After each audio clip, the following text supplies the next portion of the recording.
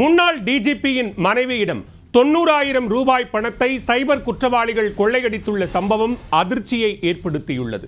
Mumbai CBI அதிகாரி போல செல்போனில் பேசி ஜிபே மூலம் பணம் பறித்த கொள்ளையர்கள் சிக்குவார்களா? தமிழக காவல்துறையின் IPS அதிகாரியான ஸ்ரீபால் 1991 ஆண்டு முதல் 1995 ஆண்டு வரை சட்டம் ஒழுங்கு டிஜிபியாக பணிபுரிந்து ஓய்வு பெற்றார். சில ஆண்டுகளுக்கு முன்பு அவர் இறந்தும் விட்டார். அவரது மனைவி கமலி ஸ்ரீபால் சென்னை தியாகராய நகர் கண்ணதாசன் நகரில் வசித்து வருகிறார். 71 வயதான கமலியின் செல்போன் எண்ணிற்கு ட்ராய் எனப்படும் இந்திய தொலைத்தொடர்பு ஒழுங்குமுறை ஆணைய அதிகாரி போல ஒருவர் பேசியுள்ளார். உங்கள் செல்போன் எண் சட்டவிரோத செயலுக்கு பயன்படுத்தப்பட்டுள்ளது. இது குறித்து மும்பை சிபிஐ அதிகாரிகளுக்கு புகார் அளித்துள்ளோம் என்று செல்போனில் பேசிய மர்ம நபர் தெரிவித்திருக்கிறார். மேலும் அவர் அடுத்த 2 மணி நேரத்தில் உங்கள் செல்போன் எண்ணை முடக்கி விடுவோம் என்று கூறி தொடர்பை துண்டித்துள்ளார்.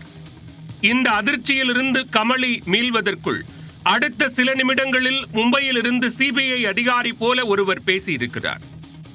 அவர் உங்கள் செல்போன் மற்றும் ஆதார் அட்டையை பயன்படுத்தி சட்டவிரோத செயல்கள் நடந்துள்ளன.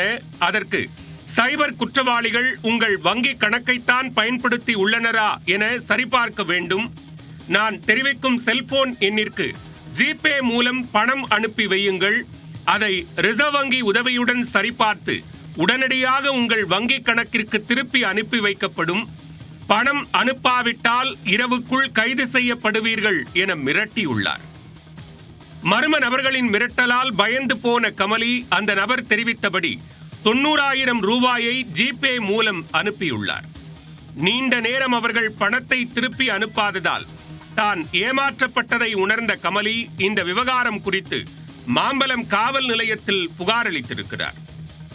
முன்னாள் டிஜிபியின் மனைவியிடம் மோசடி செய்யப்பட்டுள்ளதால் இந்த வழக்கு மாநில சைபர் குற்றத்தடுப்பு போலீசாரின் விசாரணைக்கு மாற்றப்பட்டுள்ளது. மோசடி நபர்கள் பயன்படுத்திய செல்போன் எண்கள், வங்கி கணக்கு உள்ளிட்ட விவரங்களை சேகரித்து குற்றவாளிகள் குறித்து துப்பு துலக்கும் பணி தீவிரமாக நடைபெற்று வருகிறது. முன்னாள் IPS அதிகாரியின் மனைவியிடம் சட்டவிரோத கும்பல் பணம் பறித்துள்ள சம்பவம் பரபரப்பை ஏற்படுத்தியுள்ளது.